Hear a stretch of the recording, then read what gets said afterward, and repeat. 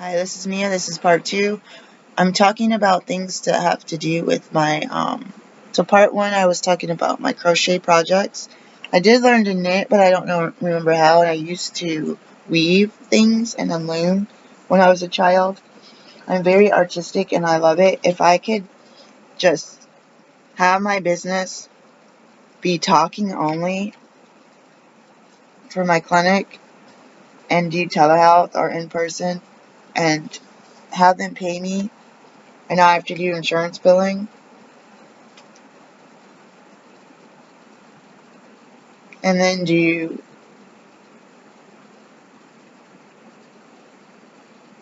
the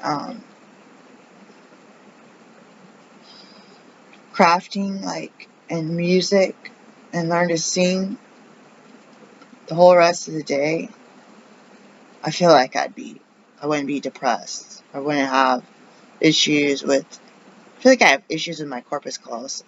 I feel like I have, like, the signal is being pressed. It's like I'm swimming upstream by the way my brain is formed. Alright, so I said I'd go through the seeds. And I have about two of these. My partner didn't want to use. I used to have the glass ones. I actually gave some away to the Goodwill. I'm kicking myself. But everything that I kick myself, these are kind of sharp on the bottom. Be careful. If we had everything that I got rid of that I really wanted, what sucks is rebuying stuff. I would have stacks to the ceiling. But I literally, most everything that I get rid of, I replace. And it's not just like clothes, like, oh, these don't fit or these are old style. It's like, the stuff that I got rid of, I probably shouldn't have gotten rid of. Or the shoes I got rid of, I shouldn't have gotten rid of. But we have inspections and clutter and other stuff. Like, I need to buy a file cabinet today. So I have this, and we haven't used it yet. I was scared of contaminating because it looks hard to clean. We don't have a hose. That's what I did in the house, was being able to use this as a hose. So I'm actually, since I bought these, everything has gone up in price. So this is valuable. I should try it and use it. And that way I can find certain planners or something to see, to make sure it doesn't, like, you do it, like, say you had to go out of town, you want to go camping or something, you want to maintain that steady drip of water and make sure that the plant that you have in that planter likes that amount of water. Alright, seeds. So these are already open. I forgot that I was growing marigolds. So I'm going to grow some more. I have calendula. I never got these to work. Cucumber. These are all going to be grown inside. The marigolds could probably go outside, but I would have planted them. Cucumber, spinach. We had spinach. It all died. We didn't even eat the leaves that grew. I don't know why we didn't eat. Like, why didn't we eat those? I have a butterfly collection. I don't think I got anything from there to grow. I really want mint. Cherry tomato. So I already have one of these opened. I think it's like the exact same one. This one I had said 74 days. Yeah, 70 days. Echinacea. I planted this. Everything either didn't grow or it died. Like, it just sprouted and died. Cilantro. I never got this to grow. I got this at the Tractor Supply. Never got this to grow. I'm so disappointed. I mean, they say 2020. I planted them probably 2021 or 2022. They never grew. I think I planted some of those after I got them. They were on the clearance. Maybe I should put them in the freezer. Spinach died. So there's two spinach. Baby leaf. Broccoli. It's open. Probably died. Kale. I don't know if we planted the kale. Lettuce. I don't think we planted lettuce. It was too hot where we were growing our stuff. Tomato. More marigold. 20 cents. And more tomato. 144. And then I meant to send some of these to my kids too. So for 2021, these are really old. I bought them at like Christmas time 2021, so that was stupid. That was really stupid. I'm so mad at myself, guys. Alright, I never opened this all the way. I'm just gonna, maybe I did, because I think there's, so the purple coneflower echinacea is gone. Alright, so aster. Can you see this? Cardinal flower, so lobelia. Gray feather.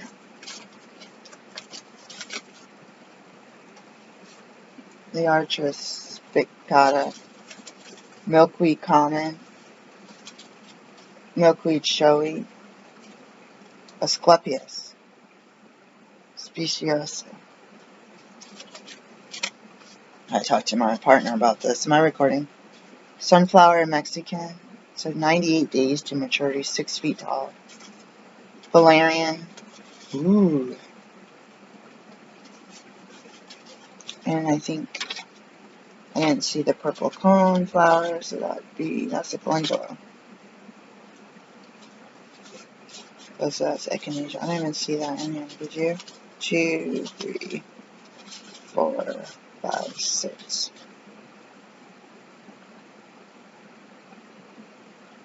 This is 8. I think I counted wrong. Anyways. 1, 2, 3, 4, 5, 6, 7. So yeah, I'm missing the echinacea. I have no idea where that is. So these sucked. I'm pretty disappointed. I'm gonna ask for a refund, but what can I say? I'm growing this stuff inside, and there's a small area on this fire escape to put plants. Which I don't know, if we had an inspection, probably shouldn't put them there. I don't want to put them underneath because I feel like other people have the first floor for these 2 buildings, and they're having stuff come and go, so I don't want it to look like a free pile or trash. And then I have these pelleted seeds. I feel like I planted. Well, I never planted them. So I planted only like 3 seeds of sage. There's some sage growing outside, but it's dying. And I didn't fertilize it. It was growing pretty well all winter long, and then it just totally died back. And I'm disappointed. I have a rosemary kind of bush in a pot that's too small. And that one is, I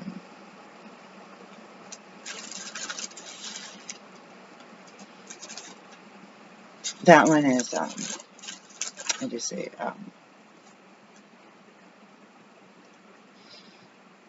recently just died. It almost looks like someone sprayed it with Roundup, but it died. And I'm trying to pull the weeds from the front door because when we moved in, you could see that either someone sprayed it the whole exterior of the building with Roundup to keep the weeds from going, or they just died because the sun is super bright here, which is actually, there's a window here. It doesn't actually get as much sun as over here. But the window in the kitchen, it's only got a small ledge. I put the cuttings of the tomato plant, and then the front door, if you walk out, there's only like 7 or 8 inches to step out, and it's like a road. So there's no way to even put planters outside of the actual door jamb. You could put them in the stairwell, but there's it's like a lobby, so it's more than one entrance for more than one tenant, if that makes sense. I don't know how to explain it, but it's not really a lobby, but it's like other people have access to that area. And what sucks, it's weird too, is we don't have access to our breaker box, which I don't know. I think that's shady as heck, but it's just me. I had to look at something from one of my clients, and to change the subject, I got some Walmart yellow package organic potting soil. It is so powdery and crazy. I don't think it's good. I don't know what happened to good old-fashioned peat, organic peat dirt. It's like heavy. Still a little dusty when you dump it out, but you have the fan blowing. Feel like everything you poured into the dirt is, even if you don't have the fan, it's just like floated across the whole room. It's like, oh my god. Anyways. And then we have these blue planters. I don't know if my partner used all of those or not. Again, we don't have a hose, so probably have to use the kitchen sink, and we can't even dump it. Really, it's not really easy to tell you dump. You never ever dump stuff outside or rinse something out and put it in the grass.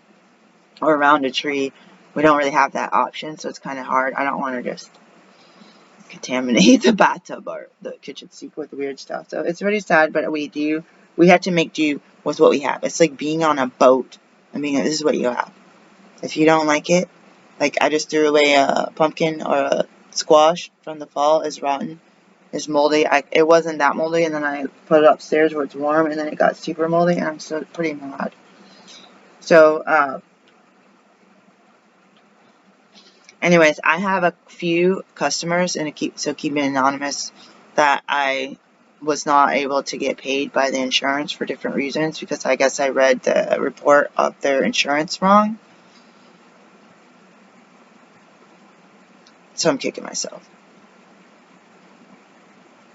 I'm so mad.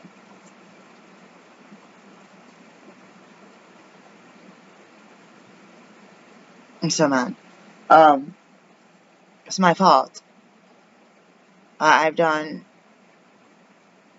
1 to 2 hours, usually at least 2 hours with the patient, especially if I did a free consult plus the first appointment. I did the onboarding with the paperwork, and then I got the, I'm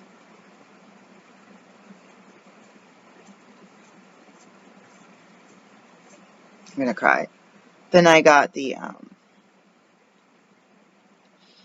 insurance. If I looked at the insurance and maybe I scrolled down, and if I saw something that said 0 deductible or something, or I didn't read it right, or I didn't know, I knew I was in a PCP in some states, but people were finding me under PCP, so I was like, I don't know if they're counting me as a provider or as a specialist, and I'm realizing I'm a specialist, so I've been undercharging for everything. Everything has been either undercharged or underpaid. When I do get paid, it's still way, like about 10 to 25, up to maximum 25% of what I asked for. And that, up to 25%, the 25% is very rare, like a blue moon that I'm getting paid. So it's usually, I'm getting 10% of what I asked insurance for. This is very, very difficult. I am not able to pay my rent, to pay my bills with this income as a doctor. I took a course, and it was a marketing course, and they got us in by talking about labs, and they want you to pay $6,500 or $5,500 for the course. They've dropped the price by $1,000. I'm really disappointed. Some of these people did the same things that I was doing, and they ended up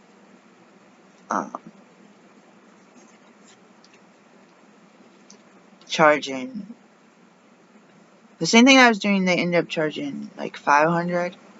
Same thing that I'm doing, and then they made it even more streamlined and simplified it by doing for their clients $3,500 for a 6-month program. But most of the program is just a treatment plan, including the supplements, and then any other, and reading the labs. So I'll be doing some either TikTok or some kind of social media where I'll be discussing labs. I already did what they're doing. They kept saying, did anyone learn anything new? And people were raising their hands because they were, say, nurses or massage therapists. There was an MD in there. I feel like it was staged for the people that said they ordered the class, and I'm in. I feel like they had paid actors to do that, because I knew it was going to be an infomercial, and I saw it on Facebook, and it was a sponsored ad. It wasn't even something like one of my colleagues had posted. And I've done these ones before, and they're going to send you all kinds of crazy emails and try to get you to feel like if you don't do this, you're never going to make money. But the thing is, I don't work across really state lines. I work in places where I have my license, and I don't take my medical license and turn that off and turn on coaching. A lot of people are doing that. Some people are doing that, and they just drop their medical license. And then, like, I take insurance. I pay for insurance. How do you maneuver that? I feel like you would need a lawyer to help set you up, which is not a bad idea in one way or another, to have a lawyer on the whatever you call it, payment. I don't even pay myself as a provider, so that's a whole nother story. But what I think I'm gonna do, I really like, if you read the Proverbs 31 woman, I used to read it once a month at least.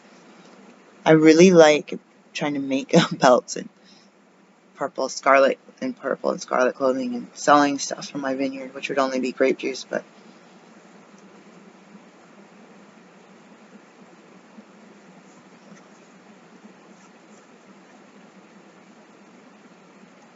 oh, I'm out of all my food, guys.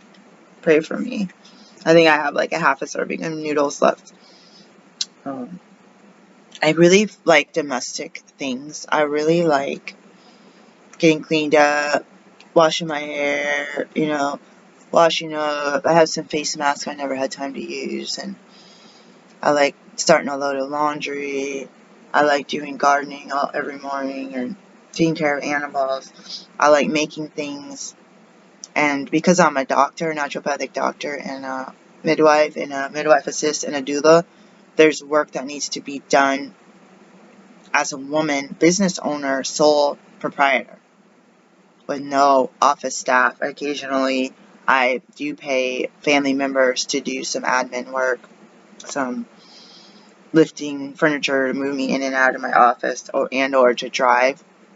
I've had a little bit of some different, more admin work that involved the phone calls, not just, faxing stuff or updating stuff. So I am going to let you know, and I should do more on the Tower of Health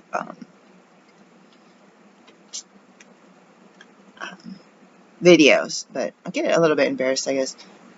What I should do is discuss more about general health or things that someone could look into, or I did the one on homeopathy, but just trying to keep it together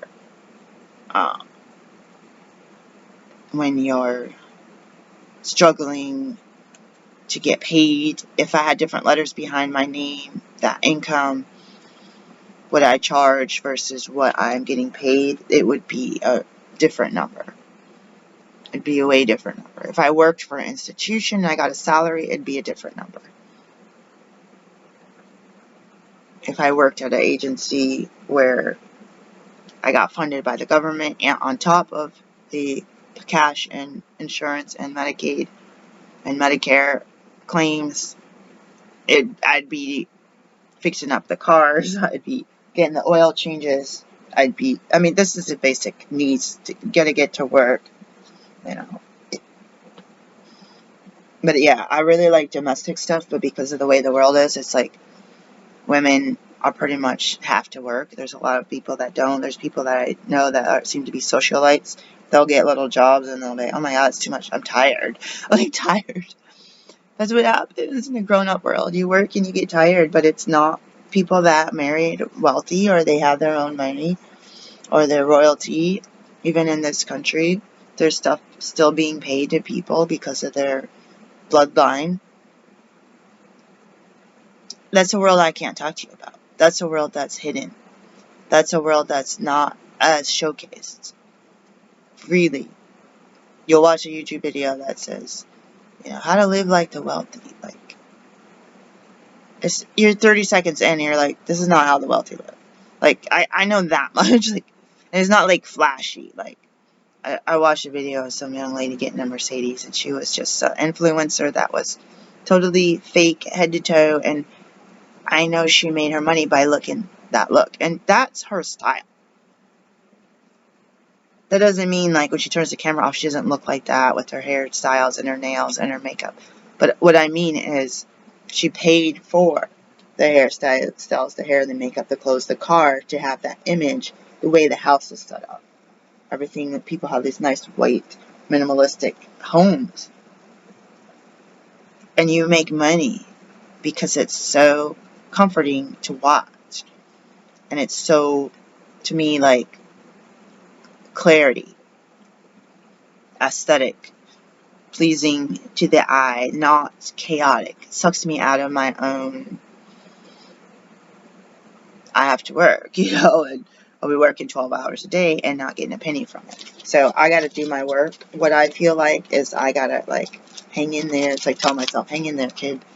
I have to hang in there, get my morning tea, get in my shower, get ready for my appointments, my classes, do the paperwork that I have from my customers that hired me already.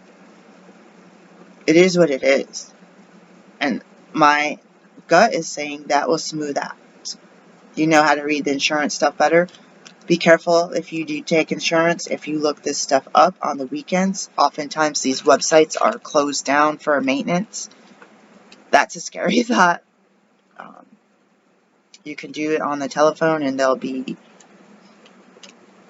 like for me as an ND, there's not really a lot of choices, and being able to select their benefits. I can sometimes get stuff faxed to me too, but that's not even been working. So be careful.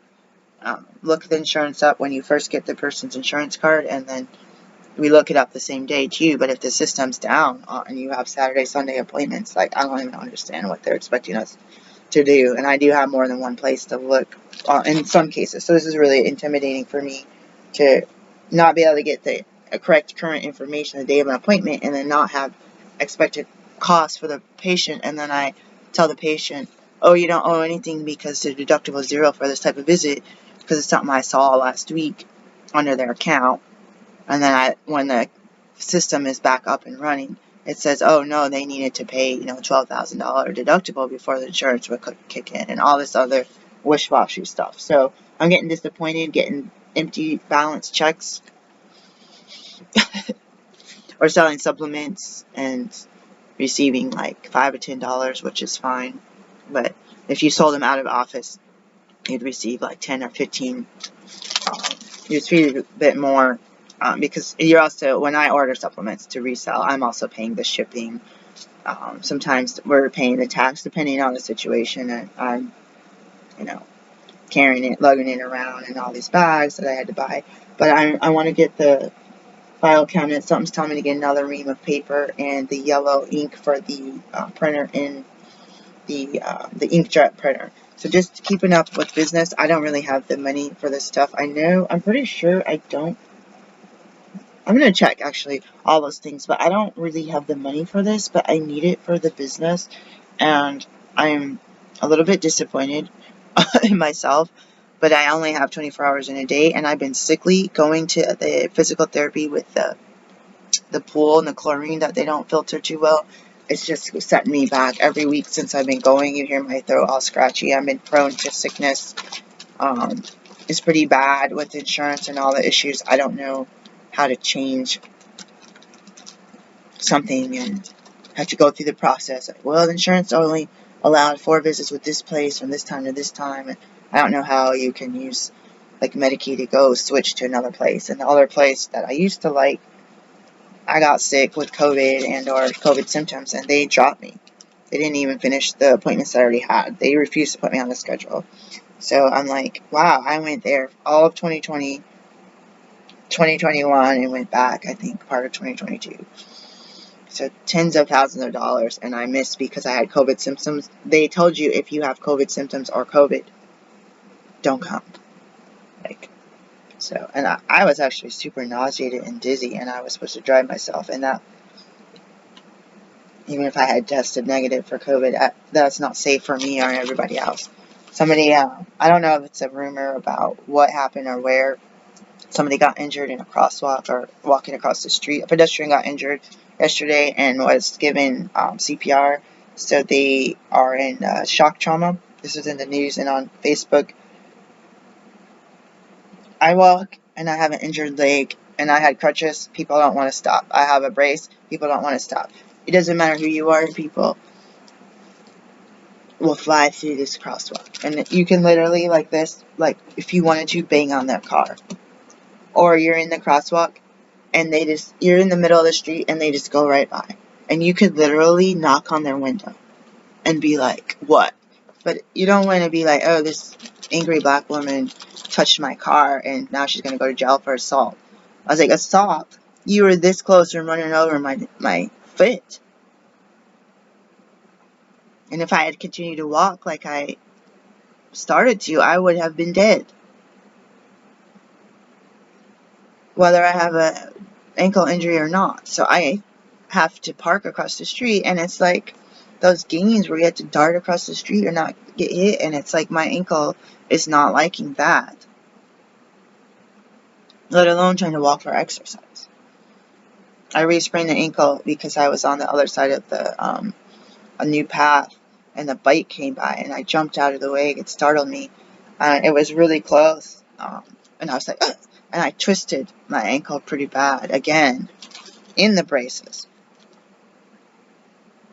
And so remind me, you guys, one day I hope, if it be God's will, that I can afford a bike.